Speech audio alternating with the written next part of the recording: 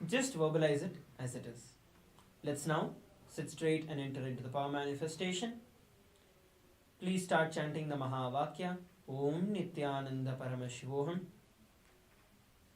and start identifying whatever is being projected on the screen.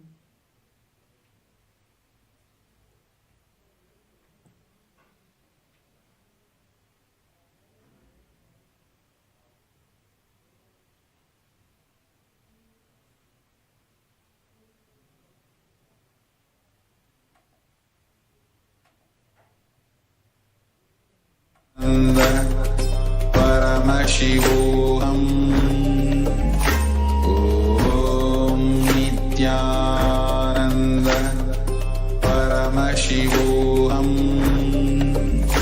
Om Nithyananda Paramashivam.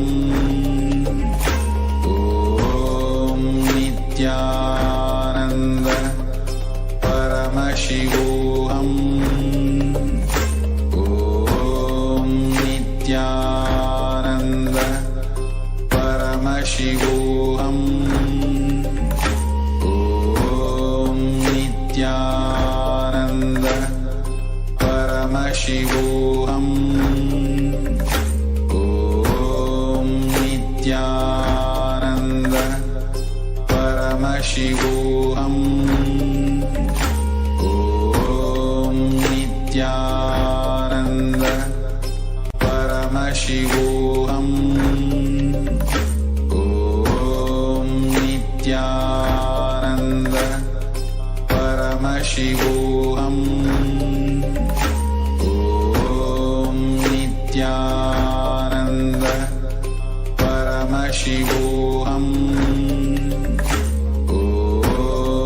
Nithyananda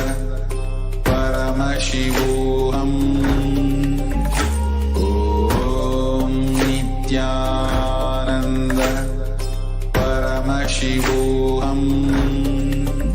Om Nithyananda Paramashivam. Om Nithyananda Paramashivam. Om Nithyananda Paramashivam. Om Nithyananda Paramashivam. Om Nithyananda Paramashivam. Om And now Swamiji to show you what is being projected on the screen. Paramashivam. Om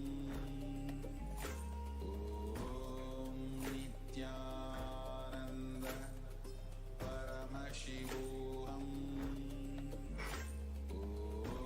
You can identify the color, the shape, the alphabet, anything that you're able to see. Start verbalizing. Nithyananda Paramashivam. Om Nithyananda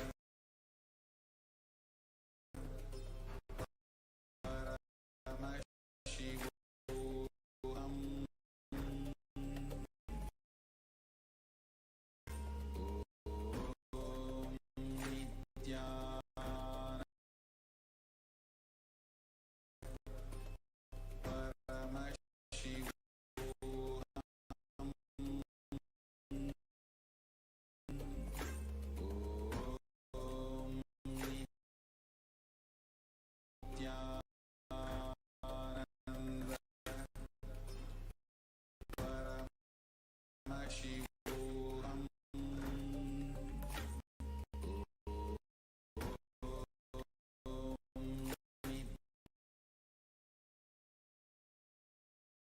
Now,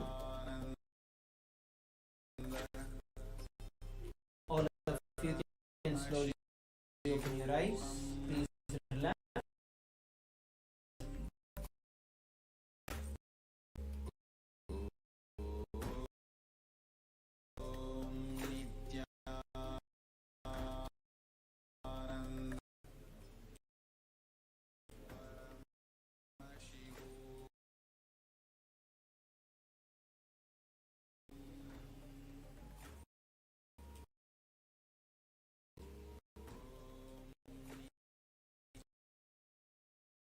Relax.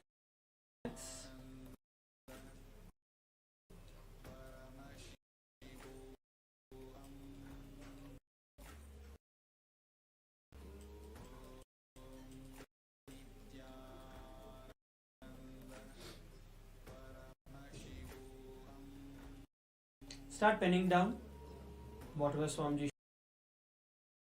showed you in your third eye. We're going to be verifying the answers in a few moments from now.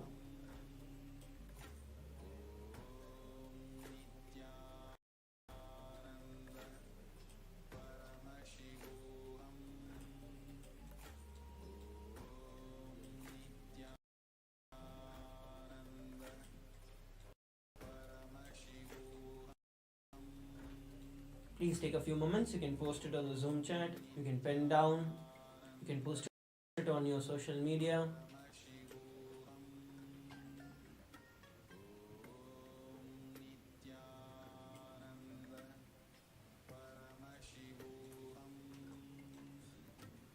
Sriniti Guru Prasadini, you can remove your eye bands.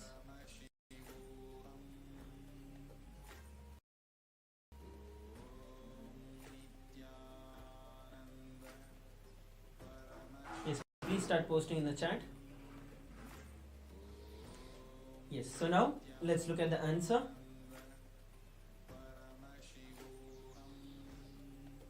So as we can see, it is the letter S.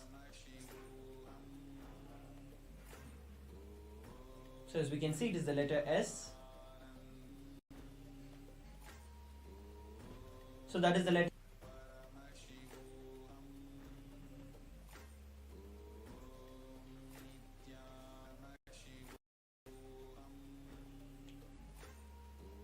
So the letter that, if any of you got like the semicircle, or you saw the golden color, or you saw the white color, or you saw the alphabet S,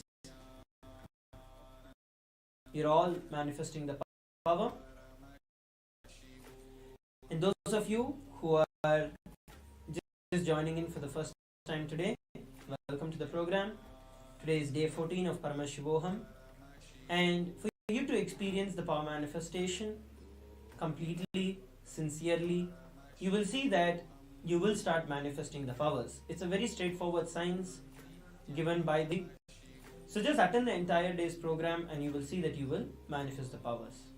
Okay, right. So now let's enter into the next round of power manifestation, round 2.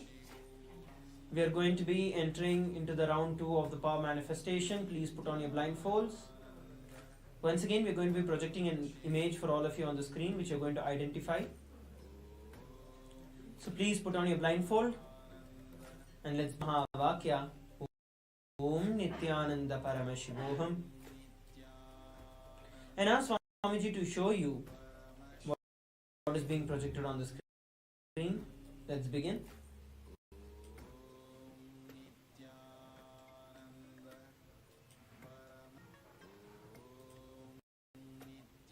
Shivoham Nithyanandam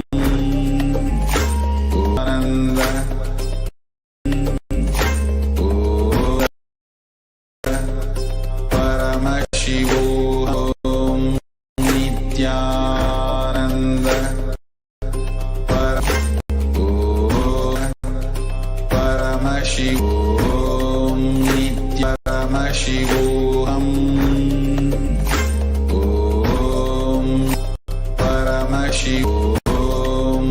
Paramashivoham Nithyananda Om Paramashivoham Paramashivoham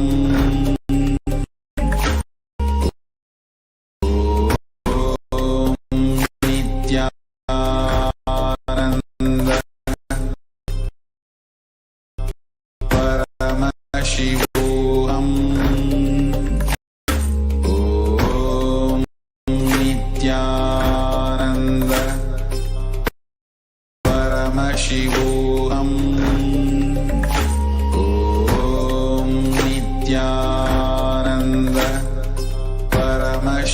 Paramashivoham. Om Paramashivoham. Om Nityananda Paramashivoham. Om Nityananda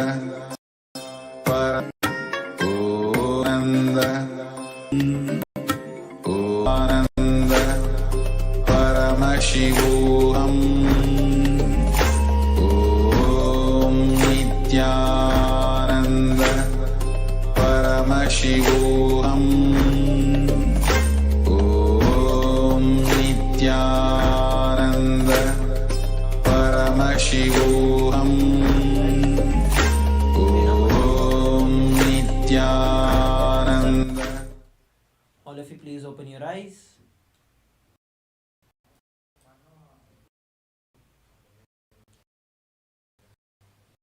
And let's identify, let's put down whatever the answers Swamiji showed us.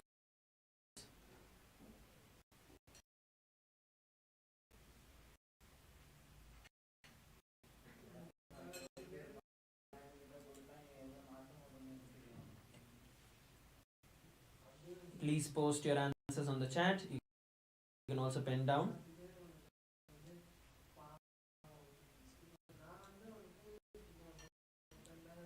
Yes, now let's verify the answers. The answer, the image that was projected for all of us on the screen was the letter A. It was the letter A, golden in color with the white background. So this was the image that was projected for all of us on the screen, the letter A. Or you saw the golden color, the white color, the alphabet A. You have manifesting the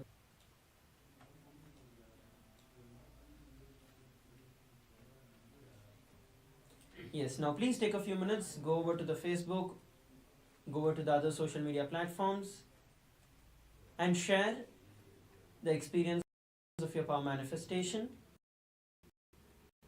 Once again, those of you who were able to manifest the power, that's wonderful.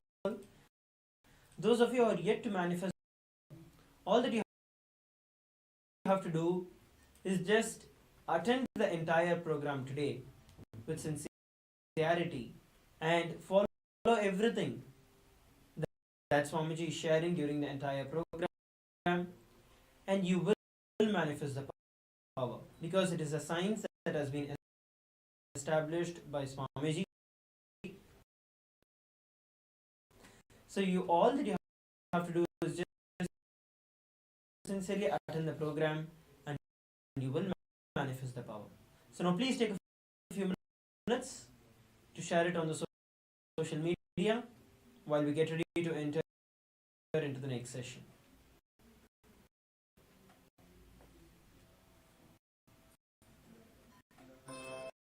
Paramashivoham.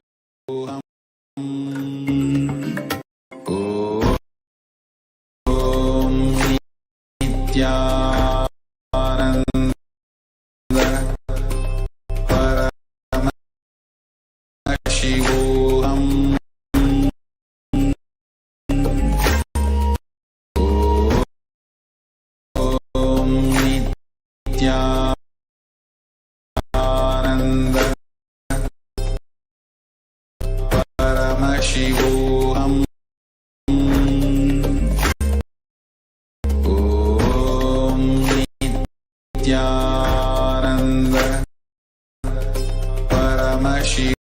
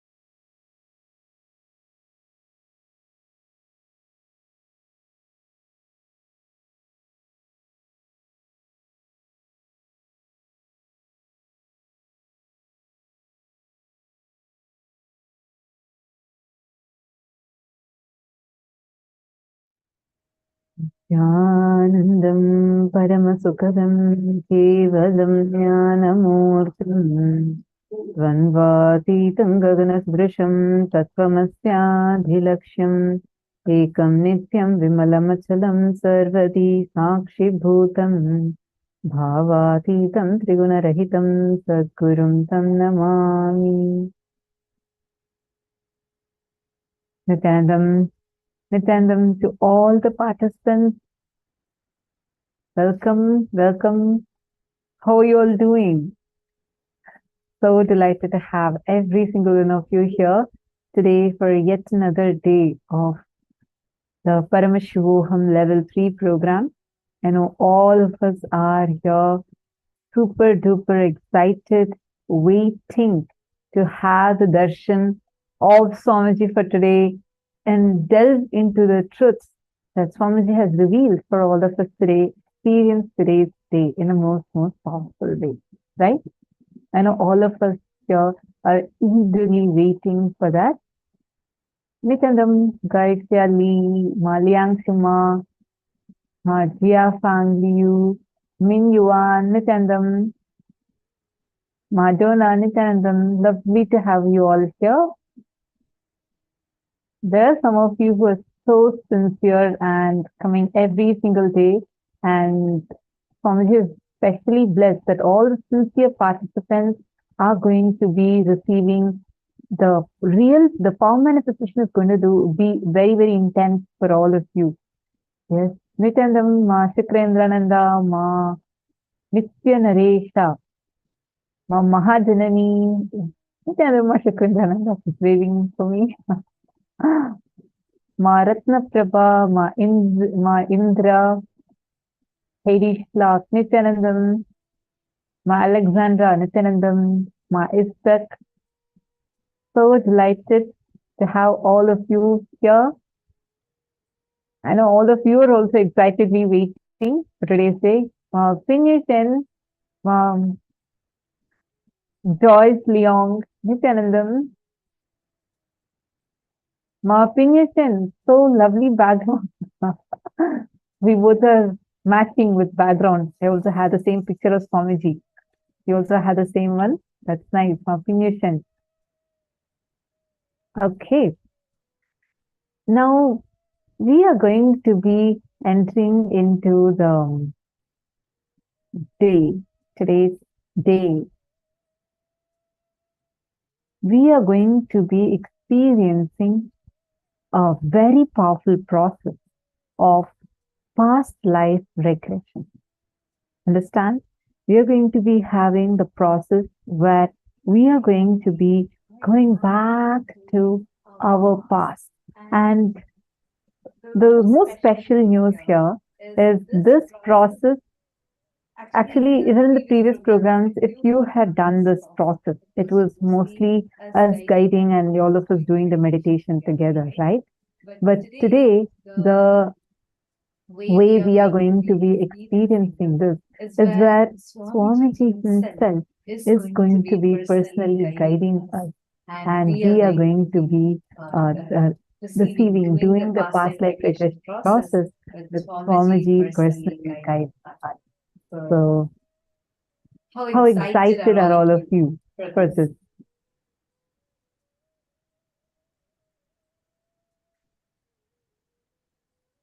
More joyfully on the wide smile. Actually, you will be able to see your past life, like what you were in your previous birth, and what kind of body you were in, and it'll be very, very powerful. And most importantly, you will be able to understand how you can rewrite not just your future, even your past. This is one of the most important days of Paramashivam, because without understanding your past, without completing with your past, you will never be able to move on with your future. And today's sessions, we are going to be working on your past and working on rewriting your past. So be ready to enjoy a very powerful day ahead of us today. How come, Nithyanandam, all the male bodies? How excited are all of you? I don't see any of your messages yet. Raghunandanaya and Sunitikanandaya, Samuel Rodriguez, Amritapanandaya, Dave Reeves, Gatis, Naga Shyam Kishore Reddy. How excited are all of you? We are going to be doing a process. I know Raghunandanaya actually is one of the very sincere participants, coming from like such a different time zone and being so available throughout the day, and even through your night you sit up many times, I've noticed. So today we are going to do a very important process. Even though you have attended multiple programs earlier, this process that we are going to be experiencing today is so unique. Literally, you're going to have the power to rewrite your past. It's completely different than what you would have experienced even in the previous Paramashivam program. So that's why I'm so excited for today. And even if You see, the moment you rewrite and understand your past, you can rewrite your future. You need not be stuck with the default future. All of us have something called a default future that we all always manifest. When you understand your past, you understand your future. And that is what we are going to be learning now. So let's all get ready for the day. The first, I'll just cover quickly all the topics we're going to be learning. We're going to be learning about how you can manifest the space of non-violence inside of us. The deities of today are Mahaakasha Bhairava, Vatuka Bhairava, Kshetrapala Bhairava, Raktabhiksha Pradhana Murti, Brahmashira Chedana Murti. These forms of Paramashiva. Now, the first thing we will be learning about and understanding is Ahimsa Paramo Dharmaha, the Paramashanta Swarupa of Paramashiva. Then we will be learning about completion with the past, how you can experience Nityatva, eternity. And then we will be doing the past life regression. We'll be learning how to rewrite your future and how we will be learning to rewrite your past to alter your future. Then we will be learning about how we can break free from status quo. Then we will be learning about Maya matrix, like what is this Maya delusion and how we can break free from that status quo. Then we will be learning about delusional arrogance, and we will be learning about who Akasha Bhairava is. Who is that Lord of Sahaja Samadhi? We will be learning all of these profound truths today itself. So get ready. And see, one of the key things, right, when we talk about manifesting our future or past, all of us believe by default we have a pre-written future. Something is already written, like something is bound to happen, and it's going to happen that way. But the default future is not bound to be a default future the moment you start working on your past. If you work on your past and if you change your past, you will not be stuck with the default future. And it is very important that we understand past. What is this past and how you can break free from past? Many of us are stuck with something that happened 10 years ago, 15 years ago, some painful incident that still dictates our life. Let alone 15. Many of us 40 years ago, when we were 7 years old, what happened? We are still stuck with that. Understanding and completing yourself from the past is very important for you to complete your future, to enter into your future, to rewrite your future. So let us understand how you can experience this space, how you can experience the space that is beyond the past, merging into the present and blossoming into the future. So the first session we are going to be understanding is how you can experience the eternity dimension of you, meaning what is the right understanding of past, how you can experience completion with the past. So that is what we will be learning in our first session today. So get ready, and I request every one of you to listen to all the sessions sincerely. It's very important preparatory sessions, so don't miss any of this. Let us now listen to the first session. What is incompletion? Past interfering into the present and try to manipulate the future. That is incompletion. your memory, form you carried in the past, entering into the present and trying to destroy the future form is incompletion. You can always see whenever you have a pain, guilt, powerlessness, incompletion, you will be visualizing, imagining your own form in a deep suffering. You will be visualizing, imagining your own form in a disgusting way. Look inside. Please understand, I am giving you a very deep insight.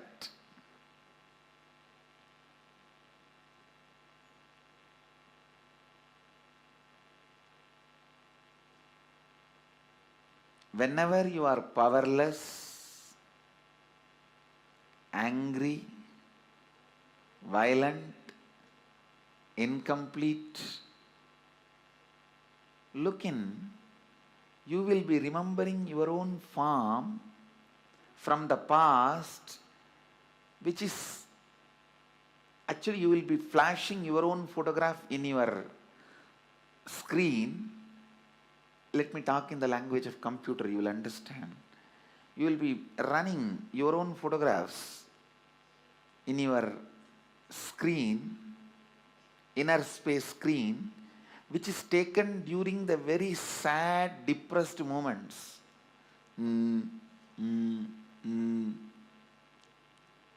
What can I do?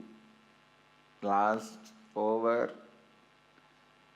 That kind of the photographs which you have taken at the wrong moment and preserved, stored in high resolution, in a stupid way, in your inner space, you will go on be replaying them. See, whenever you are powerless, you are not going to remember the full smile photograph of you, or the ecstatic photograph of you. When you remember that, you are going to be in the space of completion.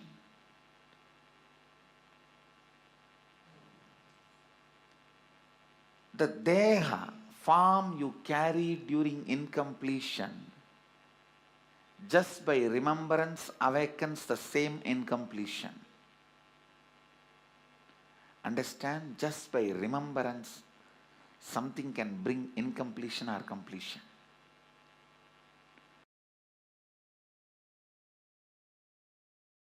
The moment one incompletion is triggered by somebody, then that's all. You don't see the world anymore. The world does not exist, only my world exists. That is what is meant by the great Mahavakya, Jagat Mithya. What you perceive as my world is Mithya. Because a small incompletion, the moment it got triggered, it gets triggered.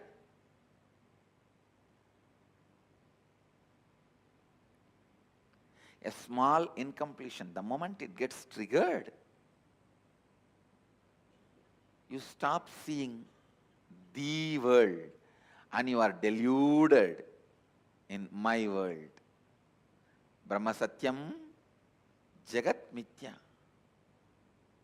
I don't disagree. Jagat Mithya. But that does not mean in your actions you will not radiate the truth Brahma Satyam. In your actions also you have to radiate the truth of oneness, non-dual consciousness. While you are seeing your finance, your accounts, sitting with your auditor, do you feel that oneness without falling into the powerlessness? While you are sitting with a spouse and having a dinner or lunch, do you feel that oneness without falling into the powerlessness? when you are sitting with your team and discussing your corporate strategy, your office strategy, your consciousness, does your consciousness be established in that oneness and non-duality without falling into the powerlessness? Look in.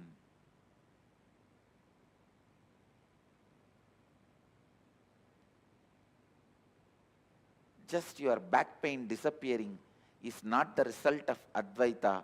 All the pain which you have hidden in your back should disappear. Not just back pain disappearing. All the pains which you have put it in back has to disappear.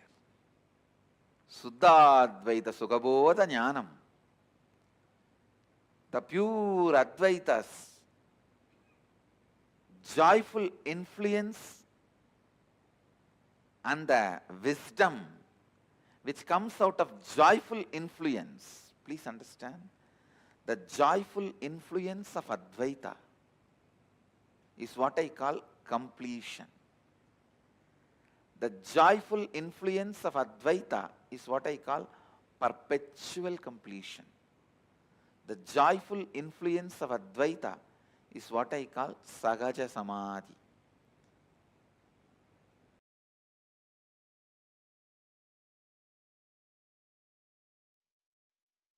Paramashiva's own reflection, his own reflection in this universe is yourself. Yourself's original source in the parallel universe is Paramashiva. Listen.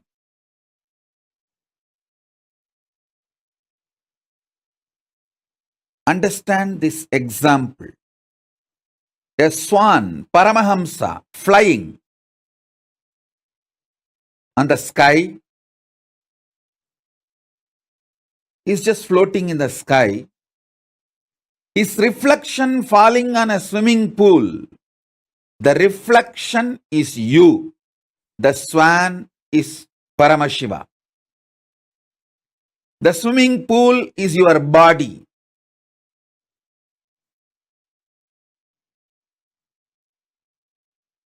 Understand, the moment reflection looks back to the source, it realizes it was, it is, it will be forever Paramashiva. Sometimes the reflection feels it is being hurt by the waves in the swimming pool.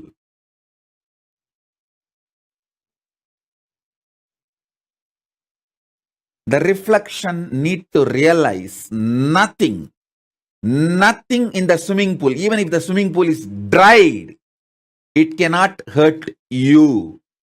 It cannot hurt the reflection, because reflection is centered in the source. You only have two choices.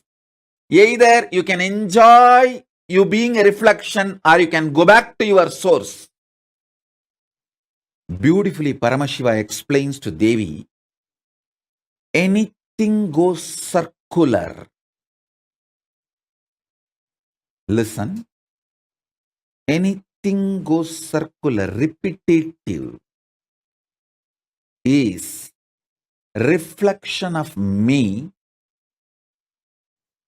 Even when it believes it is suffering, it cannot suffer. It can only forget its existence. In the delusion, it can force itself and imagine itself as if it is suffering.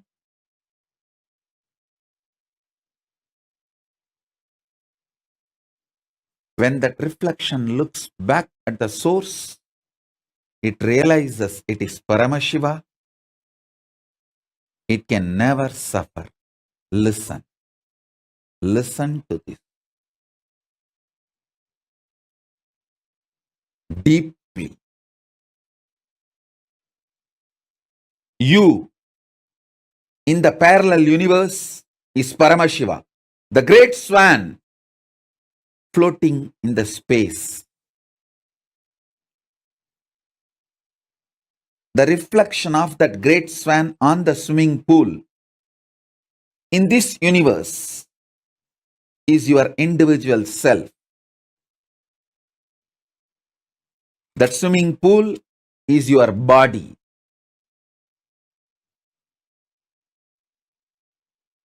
Anything which goes round, listen. Paramashiva explains so beautifully.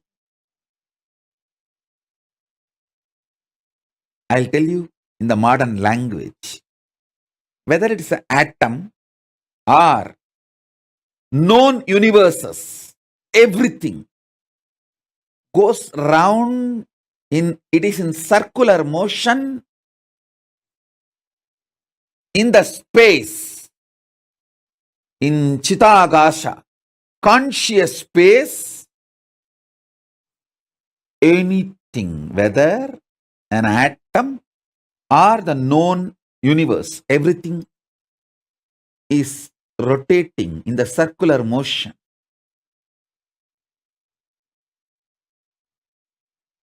What is created in the circular motion is called circular time. The time which circles, repeats itself.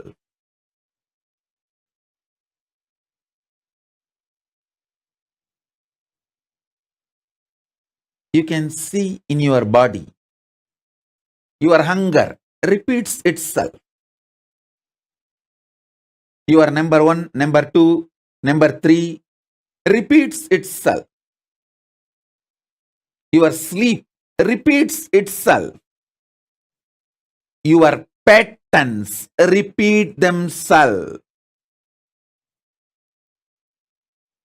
Your decision to smoke, your decision to drink, your decision to be addicted to something, everything is repetitive. Understand? Anything which repeats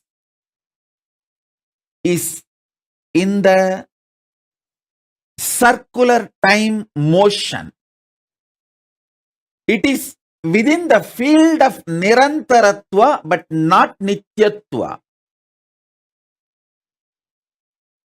It is within the field of Nirantaratva but not Nityatva. If you know, anything which repeats does not hurt you, cannot hurt you. You are liberated from time. You are liberated from Kala.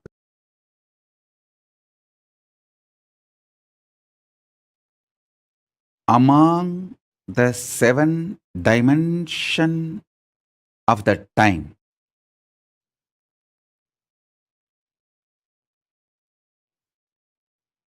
space before the past, past merging into the present, present evolving as future, future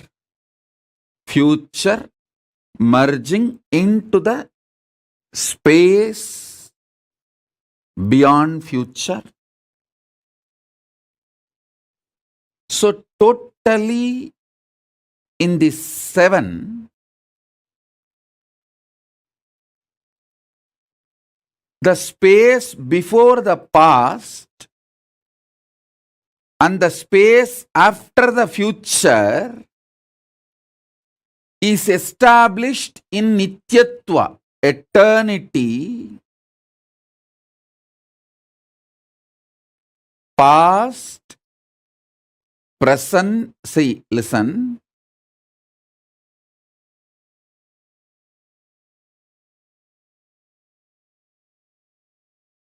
Past, past becoming present, present evolving as future, future. This 5 is Nirantaratva. In this Nirantaratva 5, only the present moment touches Nityatva. So, if you want to enter into Nityatva, voluntarily, if you want to break this Kala Chakra consciously, the door is open only in the present. The cumulative effect of all the practices you did and the initiations you received enters into the present.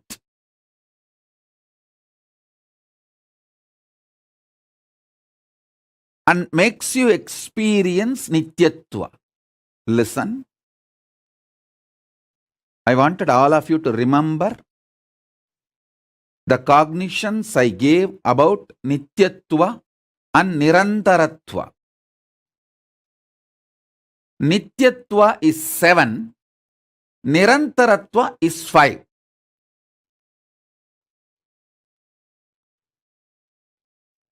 Nityatva is all the 7 put together. Nirantaratva is this 5. In this 5, only in the present moment you touch eternity.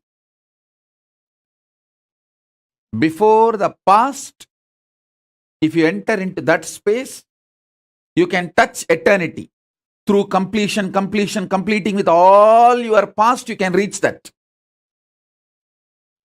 Sometimes it may take even few janmas to reach that. And through the future, you can reach the space beyond the future by constantly being Nirvikalpa Samadhi, burning all your desires and patterns which want to repeat itself. You can reach. Again, that also sometimes may take few janmas.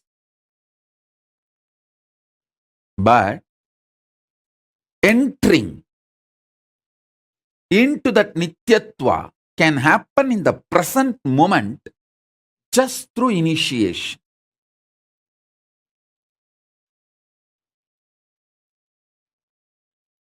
Remember the definition and the revelation about Nityatva.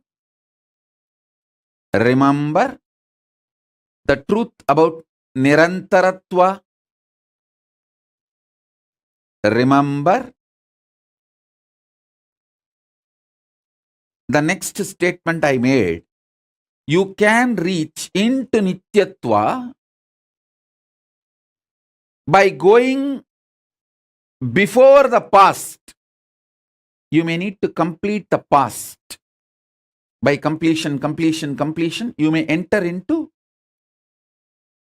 the space before the past. You can enter that way. That is also one path. There is another one path where you can enter into the Nityatva by exhausting all your future.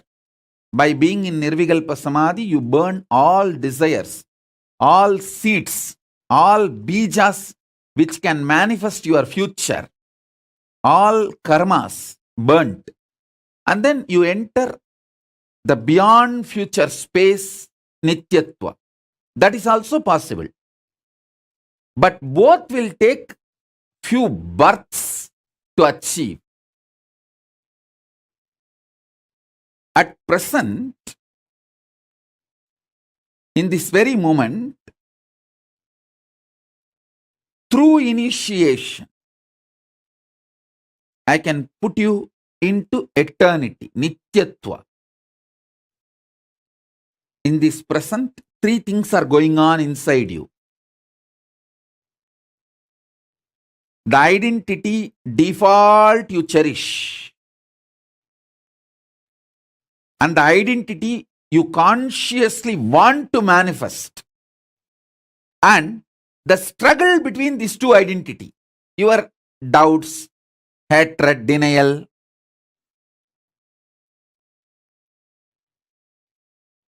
smelling Paramashiva,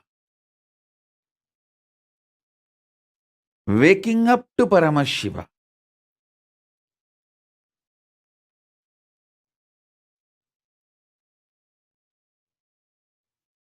waking up to this highest. In this moment present, it can be done through the initiation.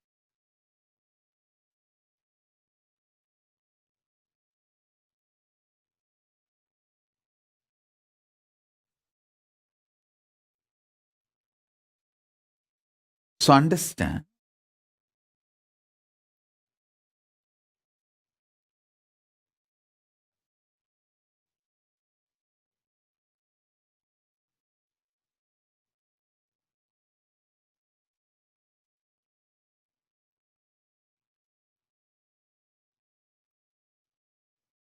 that is why always the ultimate manifests through initiation. Small things you can achieve on your own through tapas. But the ultimate is done only through initiation. It is only the transmission of lamp from fire. The fire is lit. From a lamp, living lamp, another lamp is lit. So, smelling Paramashiva, waking up to Paramashiva,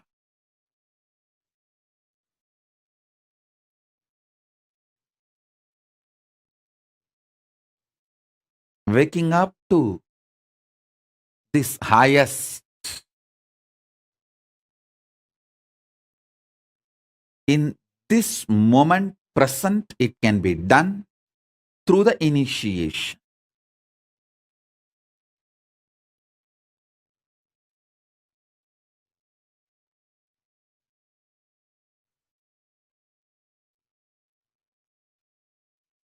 So understand,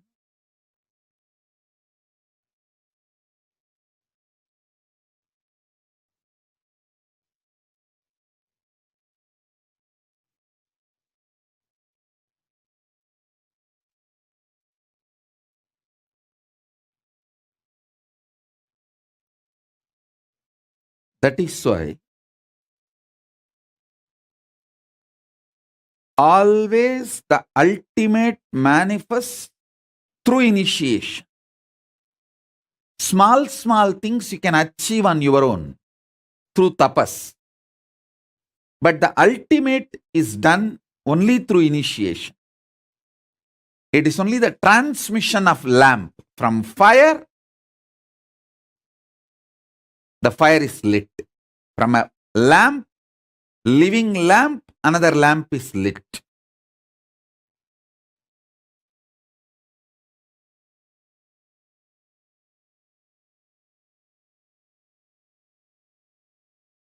I'll explain this eternal, the truth of eternity. Understand? Many of your patterns, sufferings, fears are impulsive, not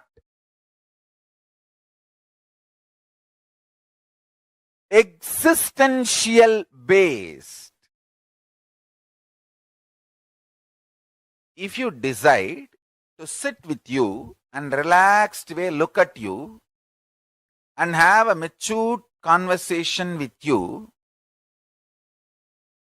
much of your fears have no place inside you.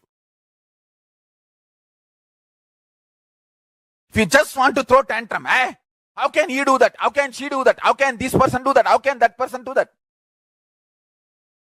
If you are interested in throwing tantrum, all the fears, greed, everything has a place in you.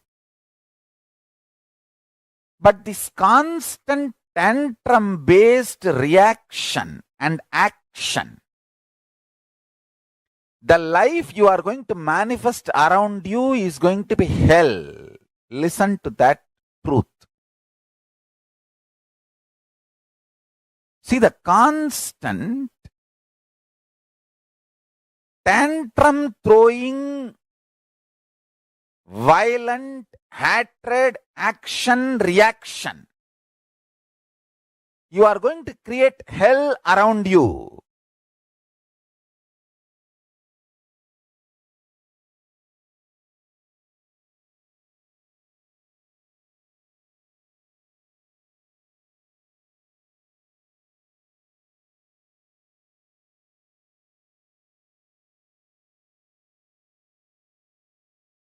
Nityatva.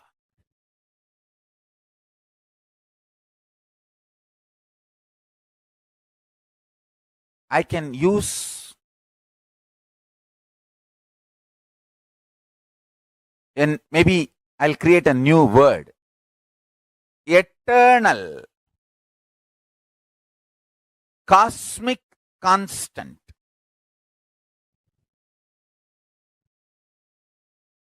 It is actually one of the dimensions of the universe. One of the fundamental quality you need to access the eternal dimension of you is having restful, matured conversation with you. What am I doing? Where am I going? I am going to be eternally alive. Am I planning and building my life for that? Or am I just agitated, tantrum throwing child, thinking that there is no tomorrow? When it comes, let me face. Understand? All suffering is nothing but having this attitude. When it comes, let me face, and when it comes, you will not be able to face. That is a suffering. Understand? This is two important statement I am making. All suffering in your life is because of that blind spot you have. When it comes, let me face, and when it actually comes, you won't be able to face.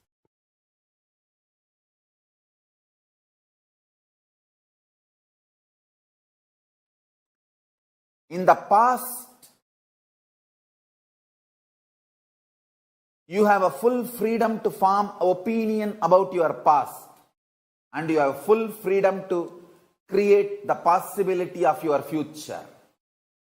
This clarity you will get only if you decide to do tyaga. Listen. I am freed. I declare boldly, I am freed, liberated from sufferings once for all. Suffering related to past, suffering related to future. Because I decided to do tyaga.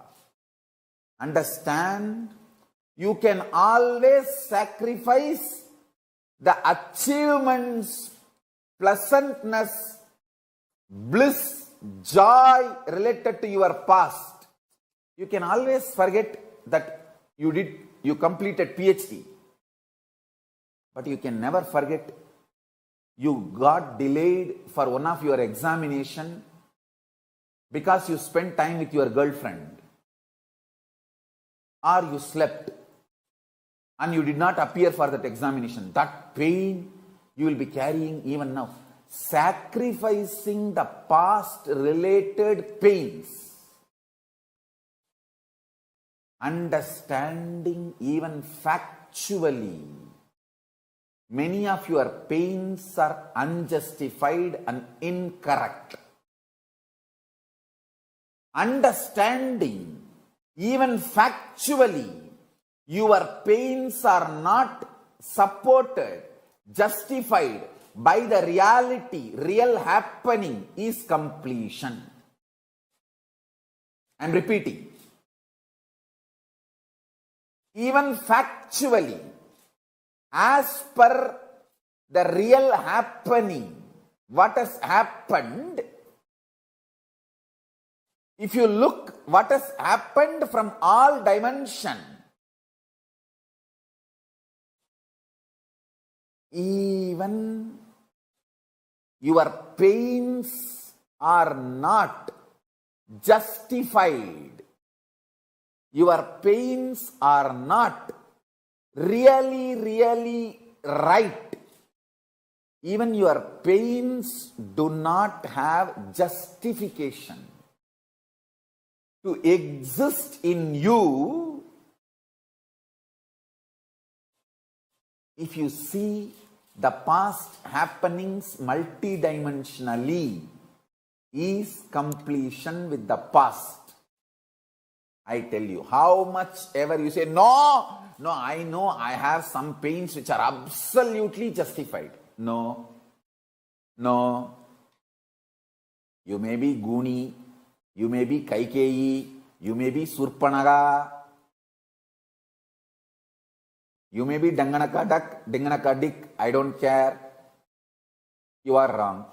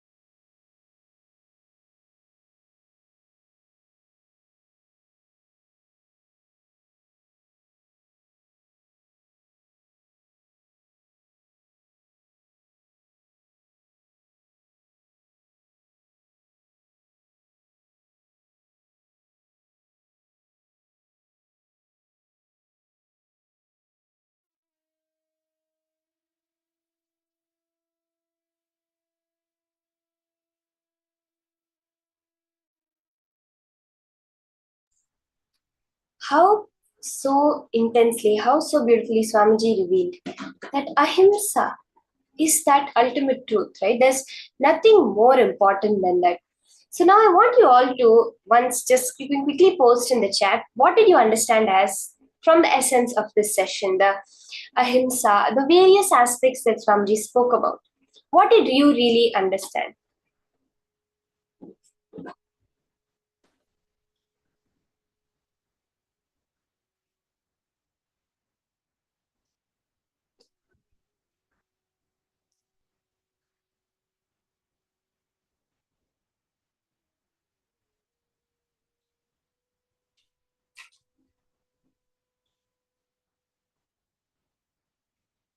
Okay, Ma Sonia Rao has posted you can change the past or future outcomes. What did Swamiji say about how you can access eternity? In this session on Nityatva Nirantaratva, what did Swamiji exactly say about how you can access eternity? Did anyone listen? Did anyone find out what did Swamiji say? Okay, I think Ma Gugsiali has posted only from the present. That is right. Only from the present moment can we access the entire eternity that is in front of us. If you actually look at modern science, the whole physics is built mid-air, is what modern day scientists are coming to the conclusion. No physics equation accounts for time. Yes, not even a single physics equation based on which they have understood this universe can account for time. They say time doesn't exist. Albert Einstein very famously said that time is an illusion, albeit a very persistent one, a very stubborn one. See, because the laws of physics do not prevent time travel. They do not account for the direction of time. But we see only time going forward. Because modern science is not able to grasp time. They're not able to find a physical quantity for time. They're not able to find a particle for time. They're not able to find equations for time. They're not able to understand this whole idea of time itself. This is because that time is an illusion fundamentally. Very clearly, the Hindu science, like how the modern day idea of currency is an illusion, it really doesn't exist. If you look at it, it's just some electronic numbers. In the US, there's 10 times more money in bank accounts than actual physical currency. That is how we see currency as an illusion. The same thing is time. Time as we understand it is nothing but that which we have created for a society to run, but it does not exist as a physical quantity.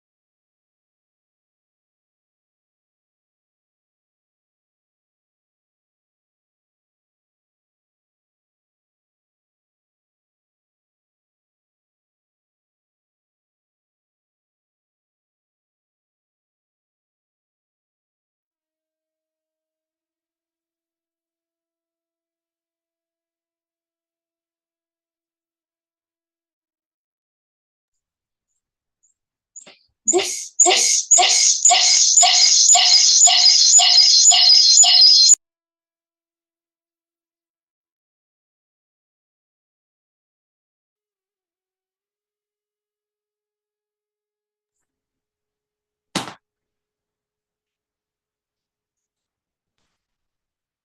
truth of eternity, of Nityatva, when we understand it, we really understand that so many of our patterns, so many of the thought currents on which we have based our entire life are just impulsive. They're not actually existential based. If you have a mature conversation with yourself, your fears, your suffering, none of it actually makes sense, when you look at it. You just want to throw a tantrum like, how can he do this? How can she do this? How can that person do this? All fears, all greeds. Take the example of, let's say you have not completed some assignment that you're supposed to do for your boss and you're scared about it. If you sit and have a mature conversation, you look inside and you just see that, yes, okay, I was supposed to finish it. I didn't finish it because I decided to do something else. And either you see that, no, I have done my best. My boss was putting too much work on me and I was not able to do it. And you come to that conclusion. Or else, and you go and you say to tell your boss, really, I had too much work on my plate. I was not able to do this. Or else you know that, okay, I shirked my work. I didn't do what I was supposed to do. And you complete to that, you drop that pattern and the time manifests for you. Very beautifully, George Gurdjieff had a thing which he has shared from his life. He was an enlightened master that Swamiji has quoted many times. And he says, I follow just one thing that my father told me. He told me, whenever someone tells you something which you don't like, which is causing an emotion in you, anger, fear, greed, tell them that I will come back and reply to you in 24 hours, especially when it comes to anger, when someone shouts at you. When someone is pointing out something in you, it's causing fear or anger in you. He said his father told him that I will come back and talk to you in 24 hours. And he says that I have followed this technique and it has always worked. Because after 24 hours, when the tantrum of the moment, that navarasas, as Swamiji calls it, is gone, it's died down, you're either able to clearly see, yes, what the other person is saying is correct, and you can go back to them. Thank you for pointing this out to me. I'll ensure I correct this. Or else you know what they said was wrong and it doesn't matter to you because you know that what they said is wrong. If you react, if we have this tantrum-based reaction, life will be hell. Swamiji says hell and heaven, as the way we understand it, is just psychological states of mind. There's a beautiful Zen story, Swamiji always says, where a man once went to a Zen master and asked, can you tell me what is hell and what is heaven? A samurai warrior once went to the Zen master. The Zen master laughed at him and said, what are you? He said, I'm a samurai warrior. He said, is that a sword you're having in your hip? Looks more like a cutting knife for vegetables.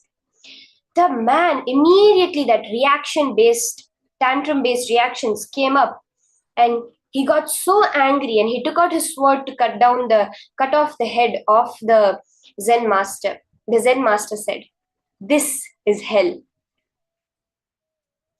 And then immediately he realized his space that he was in, and he bowed down in gratitude, in complete surrender to the master. And the master said, this is heaven. Paramashiva's own reflection in the universe is you. When we understand this, our whole life will be so different. As Swamiji gave the bird flying in the sky, the Paramahamsa bird, the reflection falls in the pond. And the reflection is you, that individual consciousness. Now, all that matters is where you are based. During the power manifestation, we repeat, do not focus on the manifestation, focus on the experience. That is exactly what Swamiji is saying now. Whether the waves are coming in the pond, whether stones are thrown at the reflection, whether the whole pond is dried out, the reflection cannot be affected.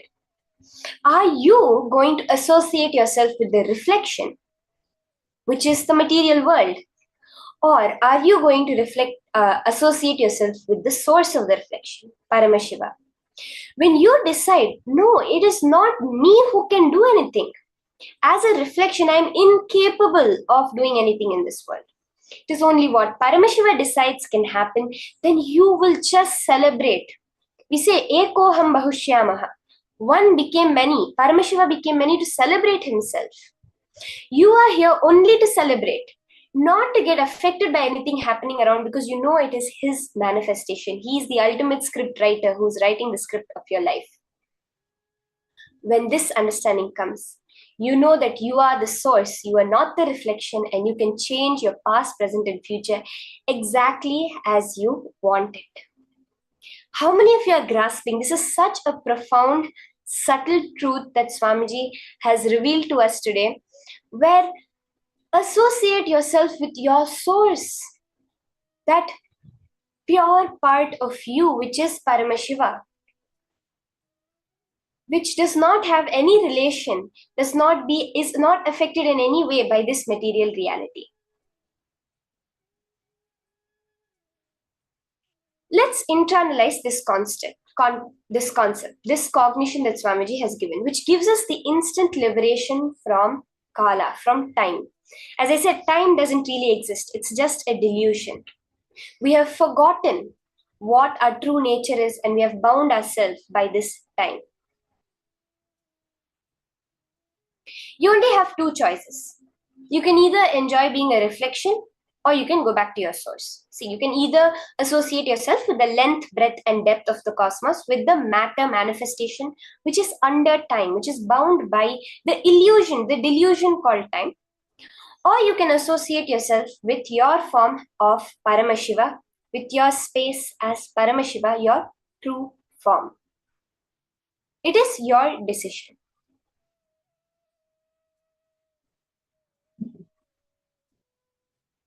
Anything that goes circular is a reflection of me.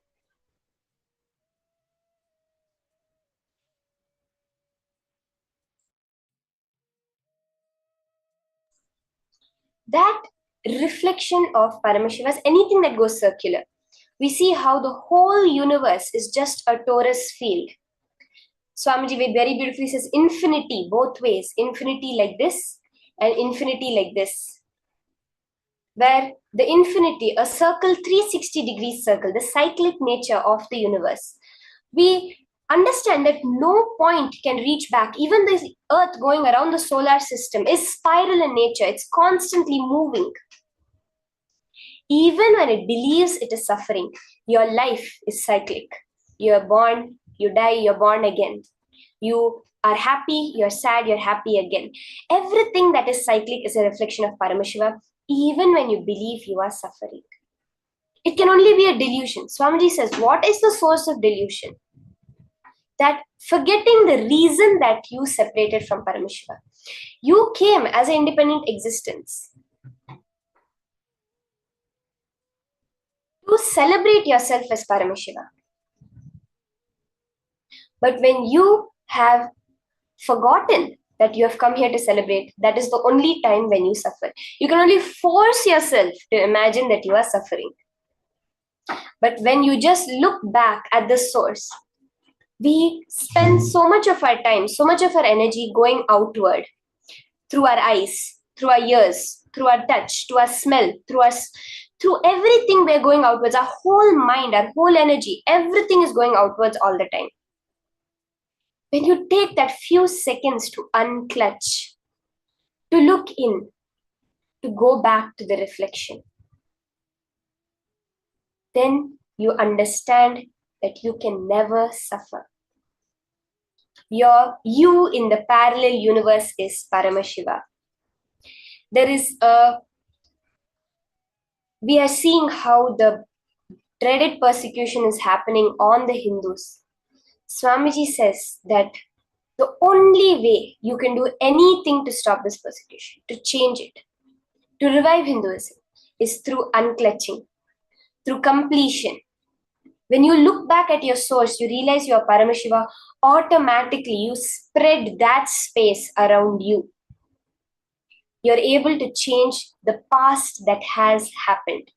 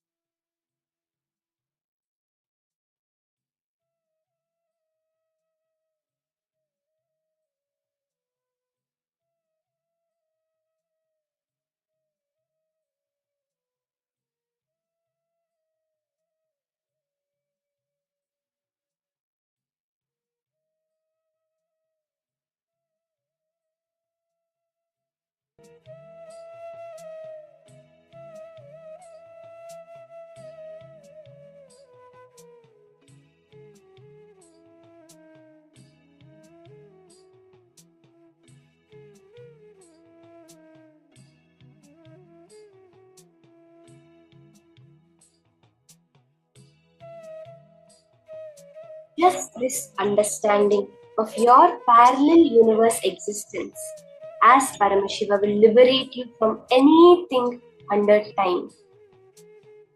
Let's take a few minutes and identify.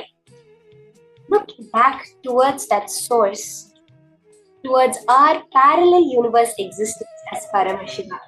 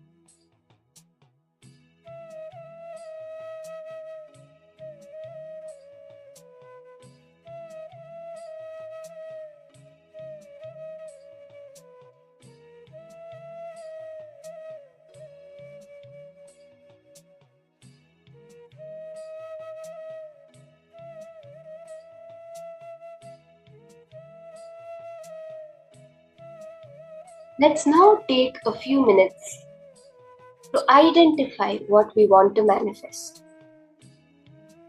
Today's Diksha, today's initiation from Swamiji is the ultimate boon from Bhagavan Bhairava. The power to delete the entire past.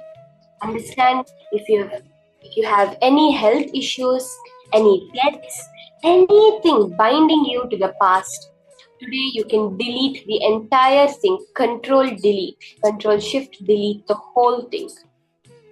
And you can quicken anything you want to manifest in the future. That which takes janmas to reach just through initiation. The Guru Gita beautifully says, Guru just wipes off with the big toe of his left foot your fate which Brahma has written on your forehead. Let's spend 10 minutes to identify what you want to manifest now.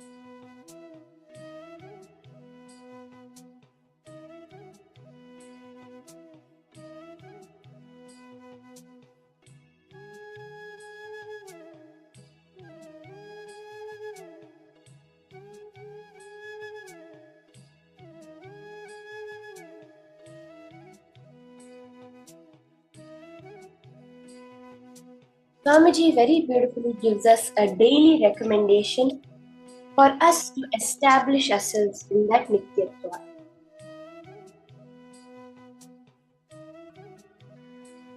Among the 7 dimensions of time, space before the past, past merging into the present, present evolving as future, future merging into the space beyond the future, space before the past and the space after the future. These both are the only ones established in Nityatva. To experience this, Swamiji beautifully recommends to do Samskara Dahana Kriya every day. Club this with the Nirahara Samyama, it will do wonders to your body and mind. The details of the Samskara Dahana Kriya will be sent to you in your homework, which you can do every day.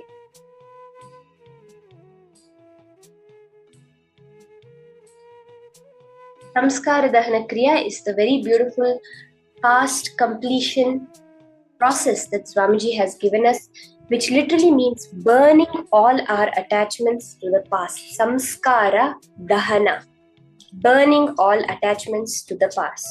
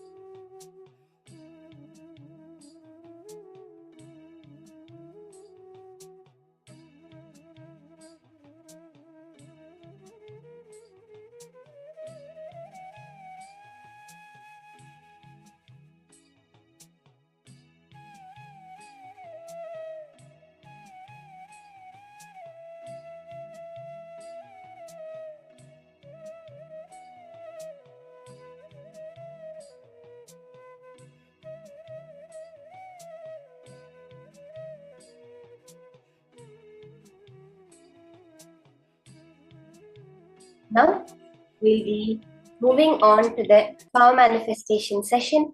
Today we have very beautiful powers of Swachandachari, the power to free yourself from any obstacles.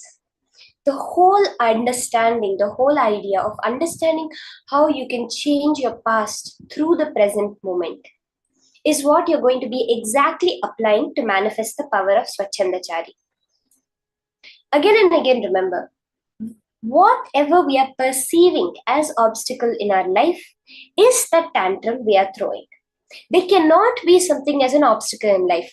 Life cannot stop you from manifesting what you want. Swamiji says, your conscious decision is highly revered in the cosmos.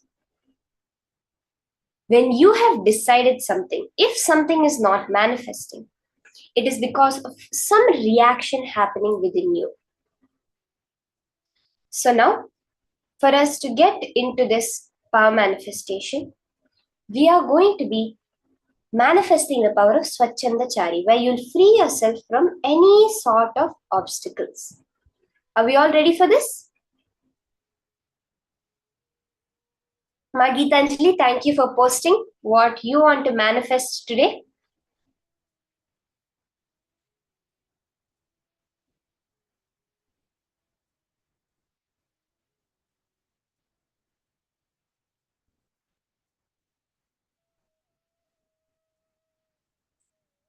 Now, let's start the power of Swachandachari.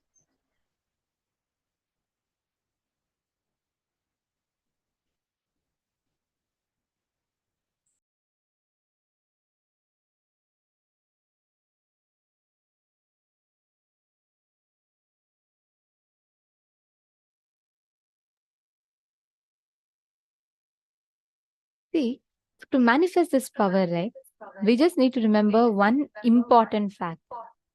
Swamiji had revealed in the session that anything that is in circular motion, anything that is repetitive cannot affect you. Anything that is going in the circular motion cannot cause suffering inside of you. This is a very, very important truth.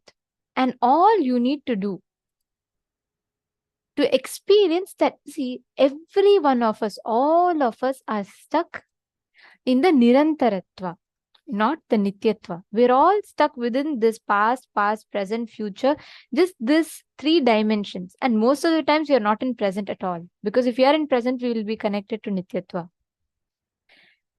Anything that goes circular or repetitive is a reflection of us. Even when it believes it is suffering, it cannot suffer. It can only forget its existence as Paramashiva, but it can never suffer. Same way, you need to understand me, you, your loved ones, all of them are a reflection of Paramashiva, that swan. The body is a pool. The waves in the pool is not going to be touching the swan or affecting the swan. Am I right? Same way, your consciousness, your power of your conscious will, that will can never be affected by the ups and downs you face. So why are we talking this? Because today's power is exactly you experiencing the space of Nityatva, where you are only in the present moment, and by being in the present moment, you are going to be able to access the cosmic archives to solve all the problems of the future or past. So what you're going to do is, please understand, just like how we were stuck, just like how we are stuck many times delusionally, and Swamiji lifts us out, you are going to be helping using this exact science. You're going to be manifesting with your friends, family members, and helping them out of their problems. Understanding? The science is very simple. You just need to remember you are the reflection of the Supreme Swan, and you cannot be touched by the waves in the pond. Same way, any physiological, psychological, neurological ups or downs that you're going through cannot affect who you are, what you are. It cannot touch you. It cannot touch your existence as Paramashiva. Getting it? So let us all manifest this power of Swachandachari now. What exactly does this mean? This means you tuning into the space of present and you being able to give solution, manifest any solutions that you want by being in the present moment. So let's all enter into the power manifestation.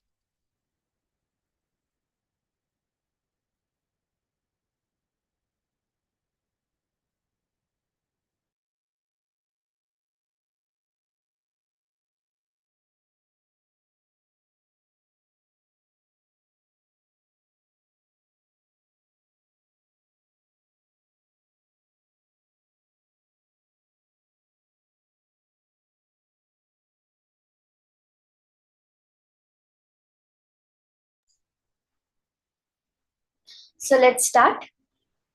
You can connect to your partner. See, when we are transformed by Swamiji, the gratitude we show to him is transform the lives of the people around us. The gratitude you show to Swamiji for everything he has given you is to share that same space with the other people around you. Connect to any friend, any family member who is struggling with some obstacle in their life. Request their consent, tell them that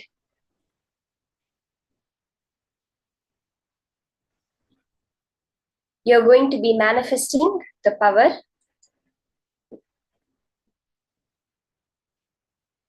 of Swachandachari with them. You're going to be from the spiritual source of power. You're going to be manifesting their reality for them.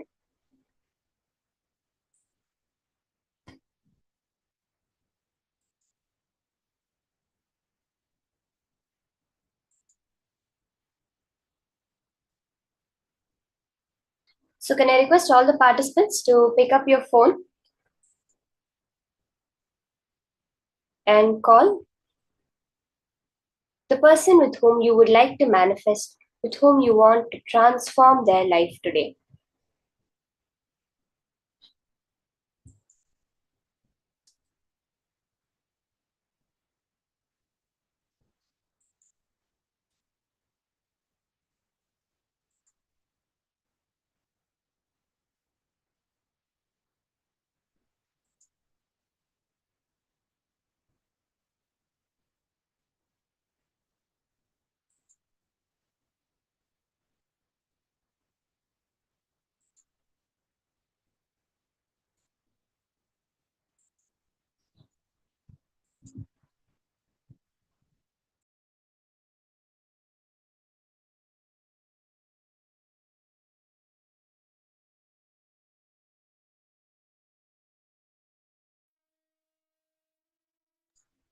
Today, let's transform our past, transform our future through the power manifestation.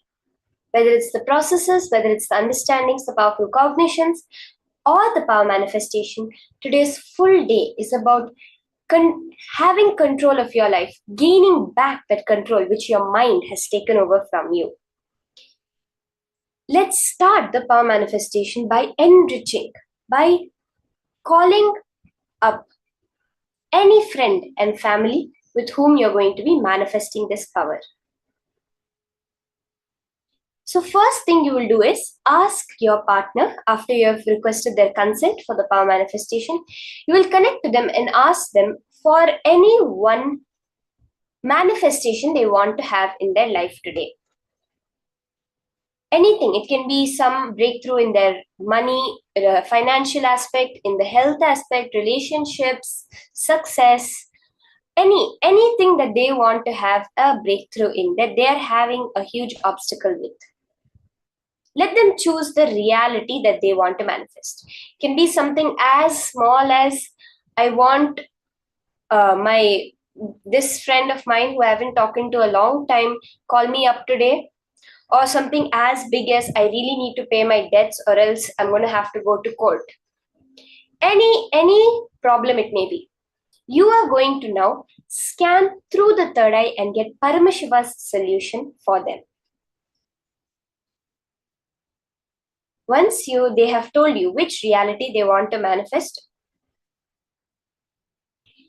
you can sit with your head, neck and spine in a straight line.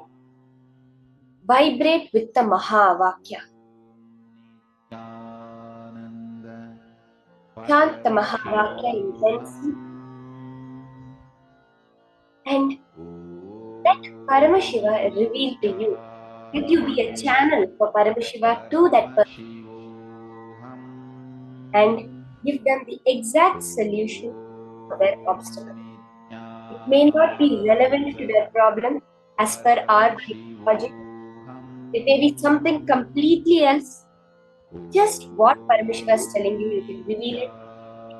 They will have a breakthrough in their life. just the eyesight of Paramashiva, just the third eye, falling, putting its gaze on any obstacle, it just melt that obstacle down.